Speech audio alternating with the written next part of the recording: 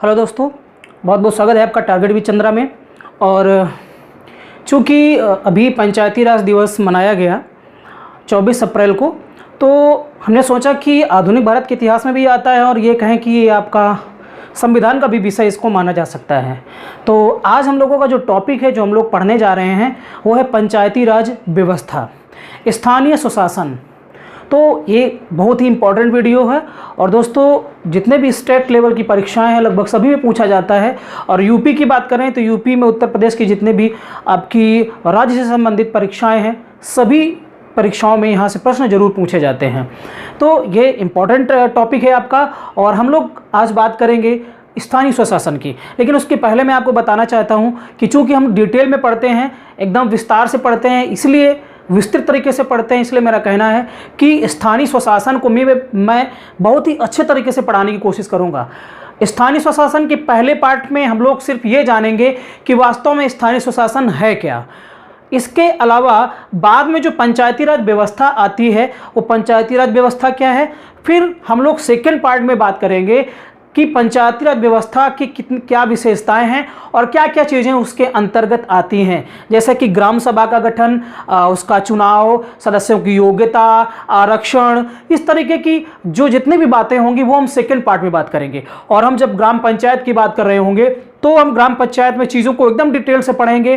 प्रधान के बारे में, उसके सदस्यों के बारे में, क्या चुनाव होता है, कैसे चुनाव होता है, क्या योग्यता होनी चाहिए, इस तरीके की संविधान में क्या उसके लिए प्रावधान रखा गया है। तो ये सारी की सारी बातें हम लोग सेकंड पार्ट में करेंगे। फर्स्ट पार्ट में सिर्फ हम लोग बात करेंगे कि स्थानीय स्वशासन या पंचायती राज व्यवस्था किस तरीके से आती है और ये क्या है। तो आइए दोस्तों शुरू करते हैं। देखिए, स्थानीय स्वशासन मतलब लोकल सेल्फ गवर्नमेंट। दोस्तों, एक चीज़ आपको पता होगी, ये कोई नई चीज़ नहीं है। स्थानीय स्वशासन की जब हम बात करते हैं तो ये कोई नई चीज़ नहीं है। ये प्राचीन काल से, अगर हम मौर्य काल से इसकी बात करें तो मौर्य काल में भी जो स्वायत्त संस्थाएं थी, जो ग्राम संस्थाएं थी, वो पूरी तरीके से फल फूल रही थी। उन पर किसी का कोई दबाव नहीं था, पूरी शक्तियां उनके पास मौजूद थी। मुगल काल आता है, मुगल काल में भी इस तरीके की जो संस्थाएं थी वो आराम से चल रही थी। अर्थात गाँव में जो गांव था वो गांव पूरी तरीके से स्वतंत्र था, किसी के ऊपर दबाव नहीं हुआ करता था इस तरीके के, वो अपने डिसीजन खुद लिया करते थे। लेकिन जब अंग्रेज आते हैं तो अंग्रेजों ने क्या किया कि समस्त पावर, जो जितने भी अधिकार और जितनी भी शक्तियां हैं, वो पूरी तरीके से उन शक्तियों पर कब्जा कर लिया। अर्थात उन शक्तियों का, उन अधिकारों का केंद्रीकरण हो गया, उनका सेंट्रलाइजेशन कर दिया गया। अब गांव तक जितनी भी शक्तियां हैं वो अंग्रेजों के हाथों में थी। आप पढ़ते भी हैं, रैयतवाड़ी, स्थायी बंदोबस्त, महालवाड़ी व्यवस्था, गांव के लोगों से लगान वसूलना भी अंग्रेजों ने डायरेक्ट शुरू कर दिया था। तो गांव तक की जो शक्तियां थी, गांव के जो लोग थे, उनको भी खुद का डिसीजन लेने की शक्ति नहीं दी गई, अधिकार नहीं दिया गया।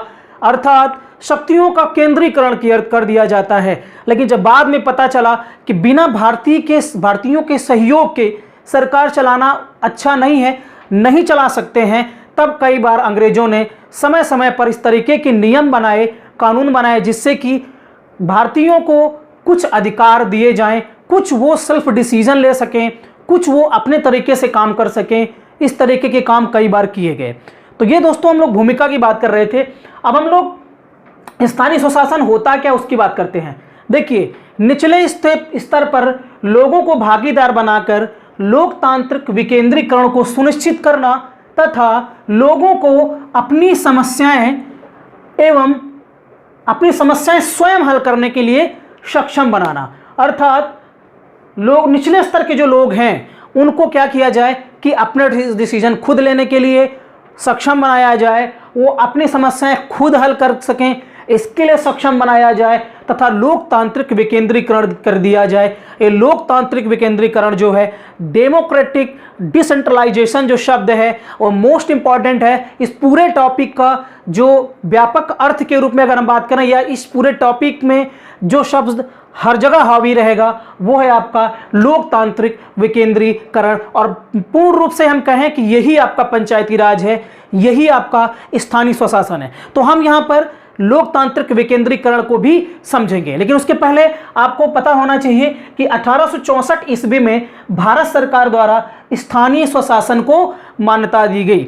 सर जॉन लॉरेंस का समय चल रहा था, उस समय भारत सरकार ने क्या किया था कि स्थानीय स्वशासन को मान्यता दी। उन्होंने कहा कि जो स्थानीय लोग हैं उनको भी अपने तरीके से नियम बनाने का अधिकार होना चाहिए। 1870 ईस्वी में जब लॉर्ड मेयो आता है तो उसके समय में भी क्या हुआ, पंचायतों को कार्यात्मक व वित्तीय स्वायत्तता प्रदान की गई।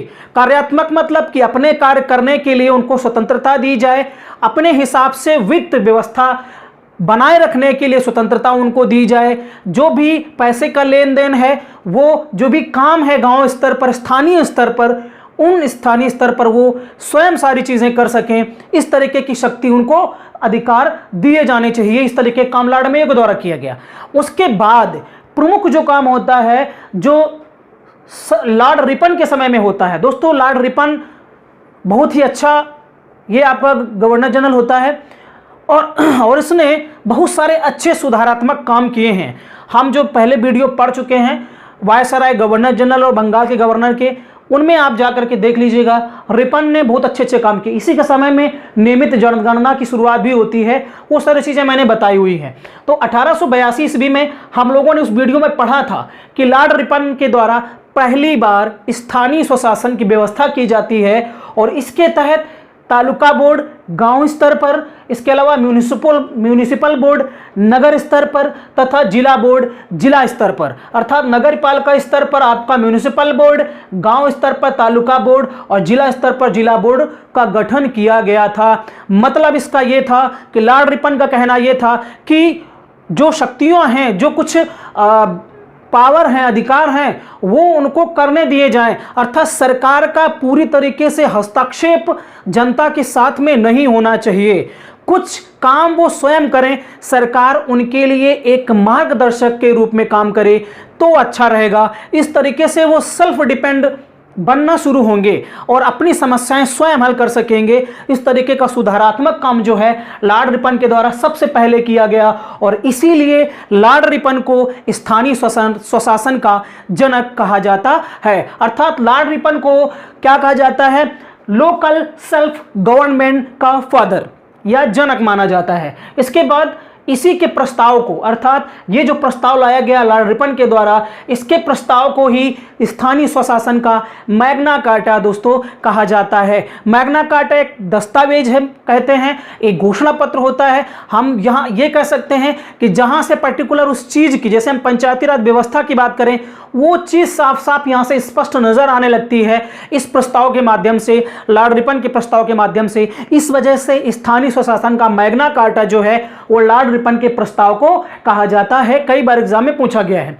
इसके बाद आगे बात करेंगे स्थानीय स्वशासन की संस्थाओं की जांच के लिए 1907 ईस्वी में क्या होता है, लॉर्ड कर्जन के समय में शाही आयोग का गठन किया जाता है। अर्थात जो संस्थाएं कुछ काम कर रही थी वो वास्तव में सही से काम कर रही हैं या नहीं कर रही हैं, उनकी जांच की जाए। इसके लिए शाही आयोग का गठन लॉर्ड कर्जन के समय में 1907 ईस्वी में किया जाता है। उसके बाद और महत्वपूर्ण काम 1919 ईस्वी के अधिनियम के द्वारा, आपको पता है दोस्तों 1919 का जो अधिनियम था जिसको हम लॉर्ड मॉन्टेग्यू चेम्सफोर्ड सुधार अधिनियम बोलते हैं, जिस समय लॉर्ड चेम्सफोर्ड वायसराय था, लॉर्ड चेम्सफोर्ड वायसराय था और उसी के समय में भारत सचिव मॉन्टेग्यू आता है और इन दोनों ने मिलकर के मॉन्टेग्यू चेम्सफोर्ड सुधार अधिनियम लाए। और इसके तहत इन्होंने क्या किया था कि जो आपका स्थानीय स्वशासन था उसको किसका, राज्य का विषय बना दिया। दोस्तों आपने पढ़ा है पिछले वीडियो में, लॉर्ड चेम्सफोर्ड वाले में देखिएगा,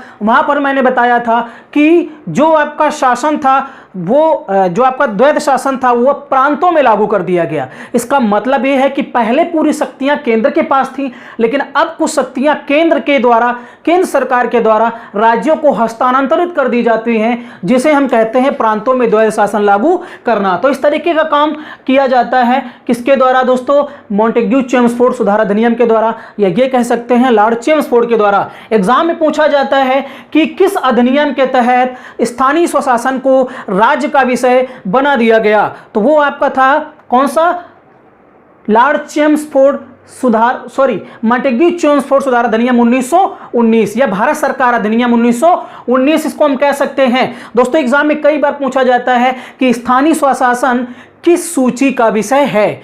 स्थानीय स्वशासन दोस्तों इसी समय से राज्य सूची का विषय बना दिया जाता है और बाद में संविधान में इसकी बाकायदा व्यवस्था भी कर दी जाती है कि जो आपका स्थानीय स्वशासन है, लोकल सेल्फ गवर्नमेंट है, वो राज्य सूची का विषय है। तो एग्जाम में पूछा जाए तो आपको आंसर बिल्कुल बेधड़क करके देना है, क्या देना है कि ये राज्य सूची का विषय है। आगे हम लोग बात करते हैं अनुच्छेद 40 में राज्यों द्वारा कहा गया, अनुच्छेद 40 36 से 51 अनुच्छेद जब पढ़ेंगे नीति निर्देशक तत्वों में तो वहां पर अनुच्छेद 40 में कहा गया है कि राज्य के द्वारा ग्राम पंचायतों का गठन किया जाएगा। इस तरीके की बात वहां पर लिखी गई है अनुच्छेद 40 में। हालांकि संविधान में लिख दिया गया लेकिन फिर भी नियम ने जो बनाने वाले लोग थे उन्होंने कभी भी इस चीज पर ध्यान नहीं दिया और पूरी जो शक्तियां थी वो पूरी तरीके से केंद्र पर आधारित रहती थी। जैसे इसको ऐसे समझ सकते हैं कि उस समय जो भी पैसा मान लो योजनाओं के माध्यम से गांव में भेजा जाए कि गांव तक निचले स्तर तक जाए, जो पैसा भेजा जा रहा है, लेकिन वो पैसा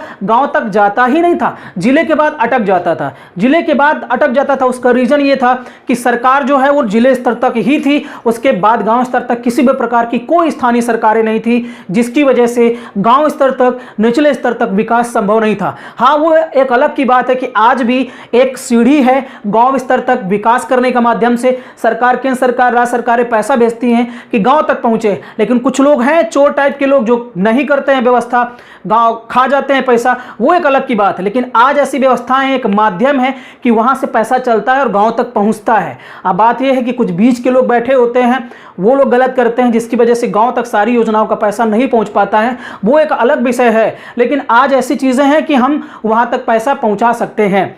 तो ये इसका मतलब हो गया सीधा कि सरकार की जितने भी अधिकार शक्तियां थी वहीं तक रहती थी, बहुत ज़्यादा जिले तक आती थी, नीचे तक, निचले स्तर तक नहीं आती थी। और निचले स्तर तक ये सारी चीज़ें पहुँचें इसीलिए सारी व्यवस्थाएं की जा रही थी। आगे हम लोग बात करते हैं कि 2 अक्टूबर 1952 ईस्वी को यही काम करने के लिए तत्कालीन प्रधानमंत्री जवाहरलाल नेहरू के द्वारा क्या किया जाता है, सामुदायिक विकास कार्यक्रम का 2 अक्टूबर 1952 को कई बार एग्जाम में पूछा जाता है कि सामुदायिक विकास कार्यक्रम को कब लागू किया गया, कब यह योजना लॉन्च की जाती है। तो 2 अक्टूबर 1952 ईस्वी को पंडित जवाहरलाल नेहरू के द्वारा, और इसके तहत एक 1953 में राष्ट्रीय प्रसार योजना भी चलाई जाती है।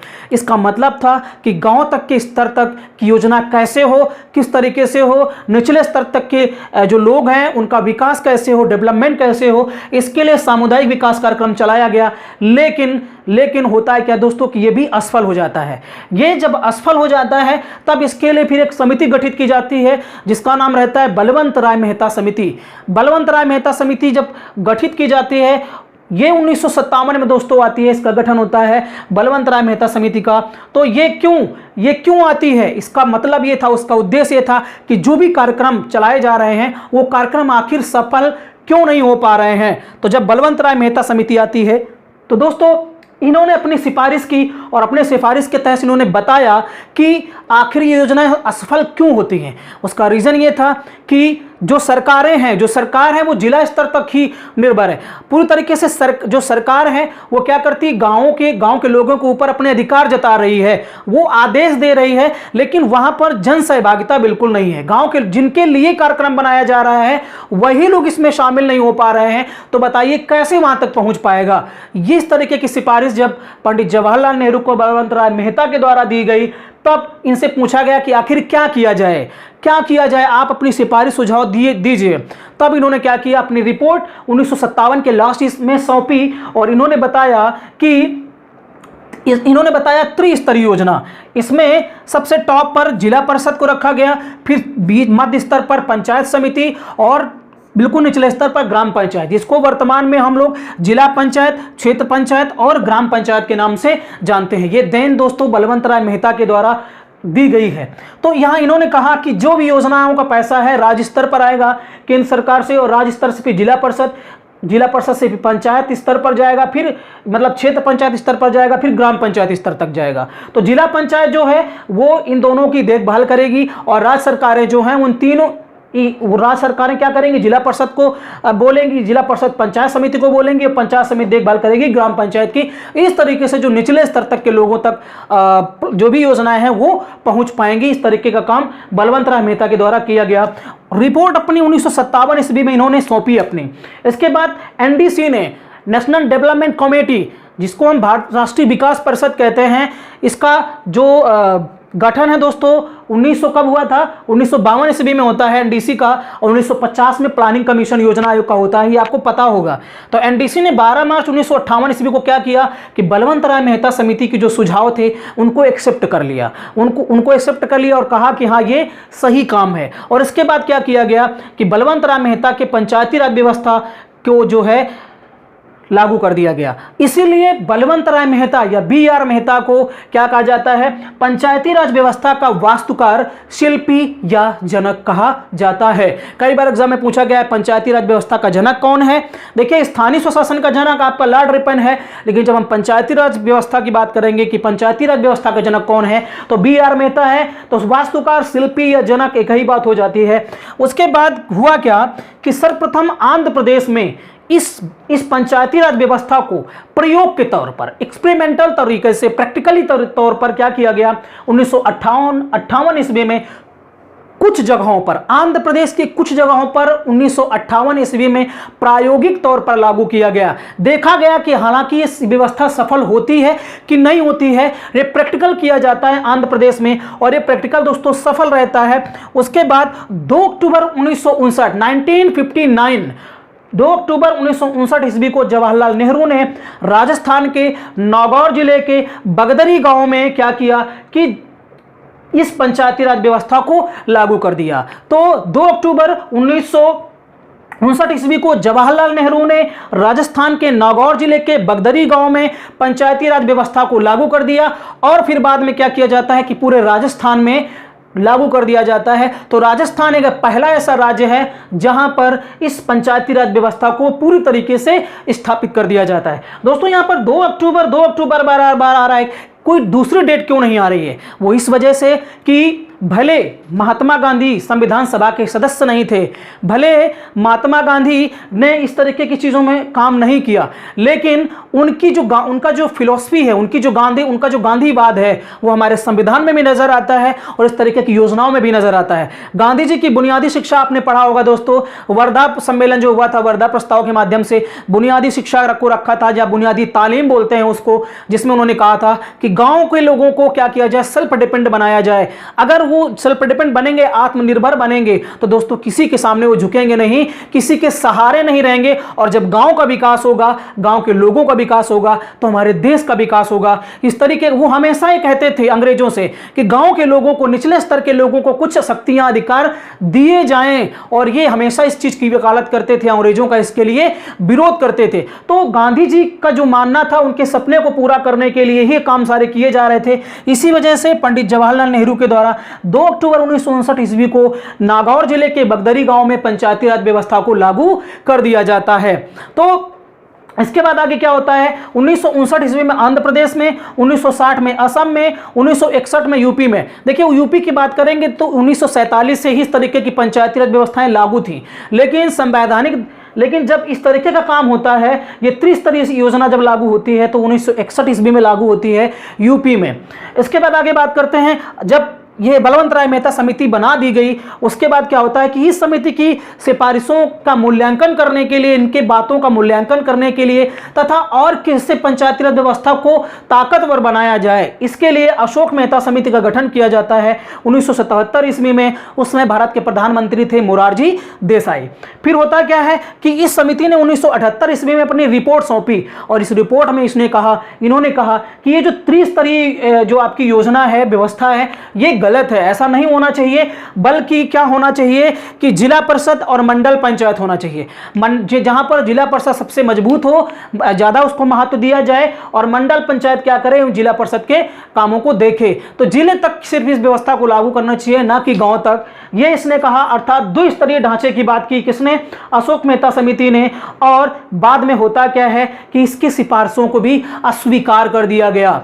क्योंकि ये सही नहीं था, इसलिए इसको अस्वीकार कर दिया गया। उसके बाद अगली समिति आती है डॉक्टर पीके राव समिति 1985 ईस्वी में। ये जो है ये भी योजना आयोग की सिफारिश पर आधारित थी और इसने 4 स्तरीय बताया। एक तो राज्य विकास परिषद होना चाहिए, एक जिला परिषद होना चाहिए, एक मंडल पंचायत होना चाहिए, एक ग्राम पंचायत होना चाहिए। इस तरीके की 4 श्रेणियां बताई। इसका भी ये काम सराहनीय नहीं रहा, इसको भी स्वीकार कर दिया गया। उसके बाद अगली समिति आती है जो इंपॉर्टेंट है एग्जाम की दृष्टि से, यह है आपका LMS समिति या डॉक्टर लक्ष्मीमल सिंघवी समिति। यह डॉक्टर लक्ष्मीमल सिंघवी समिति इस समय भारत के प्रधानमंत्री राजीव गांधी थे, 1986 ईस्वी में गठित होती है और इसने सबसे पहले क्या किया कि स्थानीय स्वशासन को संवैधानिक दर्जा प्रदान करने की बात की। देखिए ये सारी योजनाएं यहां पर असफल इस वजह से हो जा रही थी क्योंकि जो सरकारी कर्मचारी थे वो लोग काम कर नहीं रहे थे सही से, उन पर कोई दबाव नहीं था इस वजह से। और बाद में होता क्या है कि आपको यहां पर हम बता दें 73वां संविधान संशोधन बिल जो लाया जाता है, अधिनियम बनता है, यहां पहले उसकी हम बात करेंगे अभी हालांकि। तो यहां पर इसने पहले इसकी बात कर लेते हैं। स्थानीय स्वशासन को संवैधानिक दर्जा देने की सिफारिश किसके द्वारा की गई? डॉक्टर लक्ष्मीमल सिंघवी समिति के द्वारा। अभी बताएंगे क्यों की गई, इसका रीजन क्या था। आगे हम लोग बात करते हैं। फिर इसके बाद पीके थुंगन समिति आती है 1988 ईस्वी में। इस समय भी भारत के प्रधानमंत्री राजीव गांधी थे और इस समय क्या होता है कि इसने भी वही काम किया।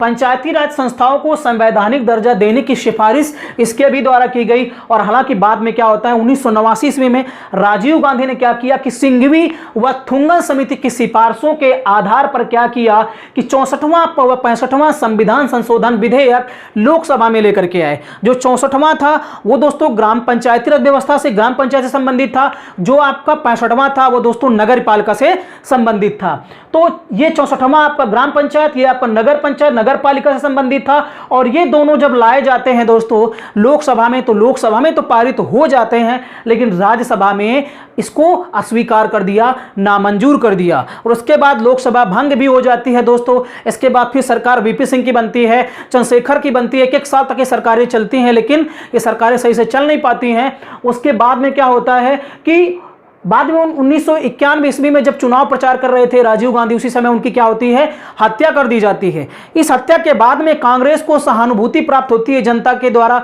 और जनता ने क्या किया, कांग्रेस को स्पष्ट बहुमत दिया।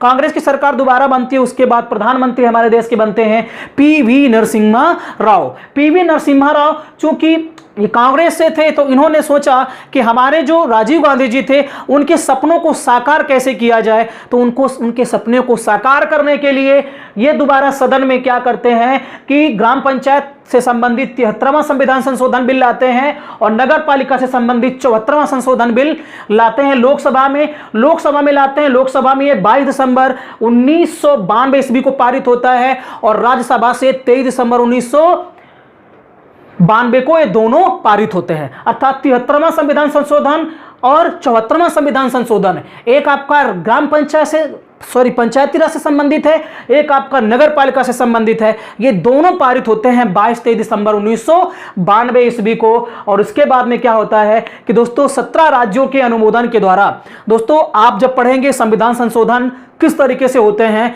तो उसमें जो संविधान संशोधन जिसमें हम बोलते हैं कि विशेष बहुमत के द्वारा, तो विशेष बहुमत प्लस आधे राज्यों के समर्थन के द्वारा इस तरीके का जो आपका संविधान संशोधन होता है तीसरे नंबर का, उसमें व्यवस्था होती है कि जो भी आपका वहां पे उपस्थित लोग हैं उसका 2/3 तथा आधे राज्यों का समर्थन होना चाहिए। इस वजह से 17 राज्यों ने क्या किया, अनुमोदन किया और 20 अप्रैल 1993 ईस्वी को बाद में उस समय के तत्कालीन जो राष्ट्रपति रहते हैं शंकर दयाल शर्मा ने उस पर हस्ताक्षर कर दिए। दोस्तों आपको पता है कि कोई अधिनियम कानून कब बनता है, कोई बिल कानून कब बनता है। कोई बिल सदन में आता है, लोकसभा में पारित होता है, राज्यसभा में पारित होता है, फिर राष्ट्रपति के पास जाता है, वहां पर जब हस्ताक्षर होते हैं तो फिर वो बिल क्या अधिनियम वो कानून बन जाता है दोस्तों। तो यही होता है। 20 अप्रैल 1993 ईस्वी को शंकर दयाल शर्मा उस समय के वर्तमान राष्ट्रपति थे, उन्होंने सिग्नेचर किया, हस्ताक्षर किया और बाद में फिर ये 24 अप्रैल 1993 ईस्वी को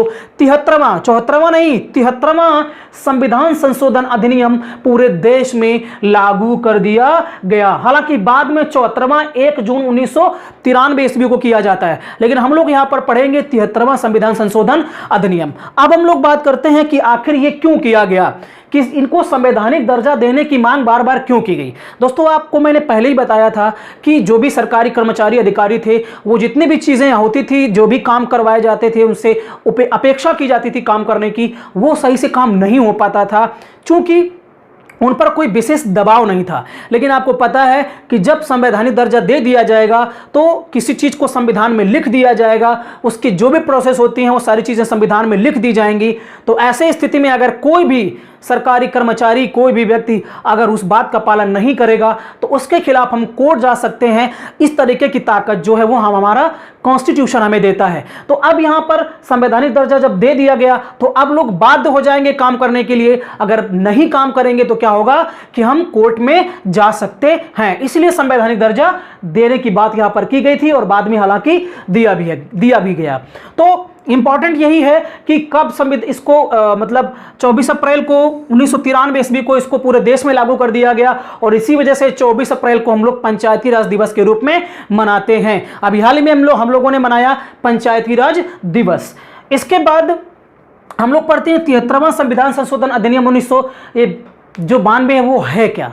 देखिए किया क्या गया इसमें, क्या इसके तहत प्रावधान किए गए उसकी बात करते हैं। सबसे पहली बात तो संविधान में भाग 9 जोड़ा गया, स्थापित किया गया भाग 9, और इसके अलावा 16 नए अनुच्छेद संविधान में जोड़े गए। ये दोस्तों यहां से मोस्ट इंपॉर्टेंट है, यहां से कई बार एग्जाम में पूछा जाता है 16, कई बार एग्जाम में पूछा जाता है कि 243 से अनुच्छेद से 243 ओ तक, यहां पर मैंने लिखा हुआ है 243 से 243 ओ तक। तो दोस्तों कई बार लोग सोचते हैं कि ओ की संख्या तो 15 होती है तो यहां पर 15 अनुच्छेद होंगे। नहीं, आप 243 को भी जोड़िए, इसके बाद ओ तक जाएंगे तो कुल मिलाकर के 16 अनुच्छेद होंगे। तो 16 अनुच्छेद और भाग 9 स्थापित किया गया संविधान में, और साथ साथ 11वीं अनुसूची भी जोड़ी गई। शुरू में जो हमारा मूल संविधान था उसमें 8 अनुसूचियां थी, बाद में जो 4 अनुसूचियां हैं वो बाद में जोड़ी गई हैं।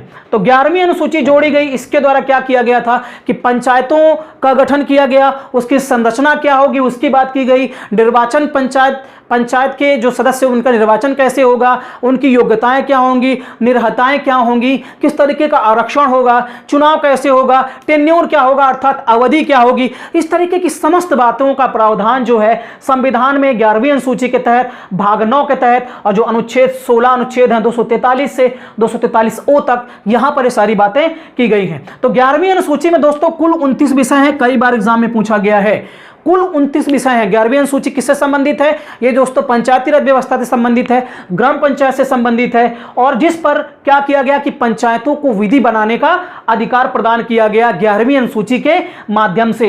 29 विषय पर, वो 29 विषय जो हैं जो संविधान में लिखे गए हैं, उन 29 विषयों पर जो आपकी पंचायत है वो भी विधि बना सकती है। चूंकि अब जो पावर हैं, जो अधिकार हैं, जो शक्तियां वो हस्तांतरित की जा रही हैं, दी जा रही हैं, अर्थात लोकतांत्रिक विकेंद्रीकरण किया जा रहा है। दोस्तों यहां पर हम लोगों ने बात एक छोड़ दी है, लोकतांत्रिक विकेंद्रीकरण जो है वो शब्द जो है वो बलवंत राय मेहता के द्वारा दिया गया था, और डेमोक्रेटिक डिसेंट्रलाइजेशन का अर्थ होता है कि मतलब जब शक्तियों को बिखेर दिया जाए। पहले पूरी पावर केंद्र के पास रहती थी, लेकिन उन शक्तियों को अब धीरे धीरे निचले स्तर तक बिखेर दिया गया, जिसको हम लोकतांत्रिक डिसेंट्रलाइजेशन कहते हैं। तो सबसे पहली बार लोकतांत्रिक विकेंद्रीकरण जो शब्द है वो बलवंत राय मेहता के द्वारा दिया गया। एग्जाम में पूछता है कि लोकतांत्रिक विकेंद्रीकरण का जनक किसे कहा जाता है, तो बलवंत राय मेहता को कहा जाता है। यह भी मोस्ट इंपॉर्टेंट है। तो यहां पर हम पहले आपको भूल गया था यहाँ पर बताने के लिए। देखिए जैसे मान लो एक केंद्र है, सारी शक्तियां इसी के पास मौजूद थी, और जो छोटी मोटी संस्थाएं थी उनके पास कोई पावर नहीं थी। सारी की सारी शक्तियां, सारे लोग किस पर डिपेंड थे? इस गोले पर अर्थात इस केंद्र पर डिपेंड थे। लेकिन बाद में क्या किया गया कि कुछ पावर अब इनको भी दिया गया, अर्थात पूरी तरीके से इस पर डिपेंड नहीं रहेंगे, ये स्वतंत्र कर दिए गए। ये स्वतंत्र पूरी तरीके से नहीं किए गए, लेकिन फिलहाल कुछ ऐसे विषय हैं, जैसे 29 विषय हैं, उन पर इनको अपना क्या विधि बनाने का अधिकार दे दिया गया। तो मान लेते हैं जैसे कि ये केंद्र है, ये राज्य है। अब इन राज्यों में क्या है कि इस तरीके से पंचायती राज व्यवस्थाओं को बना दिया गया। तो इसको आप ऐसे समझ सकते हैं, इसको आप ऐसे समझ सकते हैं। देखिए ये केंद्र, ये राज्य, राज्यों में कई आपके नगर पालिका हैं, ग्राम पंचायत हैं। तो इस तरीके से विकेंद्रीकरण, पहले पूरी पावर यहां पर थी, अब राज्य के पास भी है और राज्य के साथ साथ जो आपकी पंचायत राज संस्थाएं हैं उनके पास भी है। तो पावर का, ताकत का विकेंद्रीकरण करना, बिखेर देना, कुछ ताकत निचले स्तर तक के लोगों को भी दे देना, इसी को हम लोकतांत्रिक विकेंद्रीकरण या डेमोक्रेटिक डिसेंट्रलाइजेशन कहते हैं। दोस्तों आपको समझ में आ गया होगा। और यहां पर वही बात की गई है। 24 अप्रैल को पंचायती राज दिवस मनाया जाता है, ये मैंने पहले आपको बता दिया। और इस संशोधन अधिनियम को, ये जो अधिनियम बना, इस अधिनियम का पालन करने वाला प्रथम राज्य भारत का मध्य प्रदेश है। मध्य प्रदेश ने सबसे पहले पालन किया और 1994 ईस्वी में इसने क्या किया कि जो पंचायत चुनाव थे उनको करवा दिया। तो पंचायत चुनाव करवाने वाला या इस 73वें संविधान संशोधन का पालन करने वाला प्रथम राज्य कौन है? मध्य प्रदेश है। लेकिन दोस्तों पंचायती राज व्यवस्था को लागू करने वाला पहला राज्य कौन सा है? आपका राजस्थान है। प्रायोगिक तौर पर कहां पर लागू किया गया? तो वो आपका आंध्र प्रदेश है। उत्तर प्रदेश में 1961 ईस्वी में किया गया। और राजस्थान के किस जिले में? नागौर जिले में। किस गांव में? बगदरी गांव में किया गया। तो और इसके अलावा आपका त्रिस्तरीय पंचायती राज व्यवस्था का जनक कौन है? वो बलवंत राय मेहता है। लोकतांत्रिक विकेंद्रीकरण का जनक कौन है? बलवंत राय मेहता है। पंचायती राज व्यवस्था का जनक या शिल्पी किसे कहा जाता है? बलवंत राय मेहता को कहा जाता है। स्थानीय स्वशासन का जनक किसे कहा जाता है? लॉर्ड रिपन को कहा जाता है। 73वां संविधान संशोधन अधिनियम कब पारित हुआ या कब लागू हुआ? तो दोस्तों 73वां संविधान संशोधन जो है वो बिल जब था तो 1992 था, लेकिन ये लागू कब होता है? 1993। जब बिल की बात करेंगे, विधेयक की बात करेंगे तो 1992 करेंगे, बोलेंगे 73वां संविधान संशोधन विधेयक 1992 जब विधेयक कहेंगे। लेकिन जब वो अधिनियम बन गया, जब लागू हो गया, तो उसको हम क्या बोलेंगे? 1993। 73वां संविधान संशोधन अधिनियम 1993। चूंकि बिल है वो अब क्या बन गया? अधिनियम बन गया। तो 1993 ईस्वी में क्या होता है कि पंचायती राज व्यवस्थाओं को संवैधानिक दर्जा दे दिया जाता है, संविधान में उनका उल्लेख कर दिया जाता है। तो ये दोस्तों था छोटा सा वीडियो मैंने बनाने की कोशिश की, बहुत सारी चीजें आपको समझाने की कोशिश की हैं। हो सकता है आपको चीजें समझ में आ गई हो। नेक्स्ट पार्ट में हम लोग बात करेंगे ग्राम सभा के गठन की, उसका चुनाव कैसा होता है, महिला आरक्षण, SC ST को आरक्षण किस तरीके दिया जाता है, ये समस्त बातों की हम लोग बात करेंगे। तो दोस्तों बहुत बहुत थैंक यू, आपका बहुत बहुत धन्यवाद।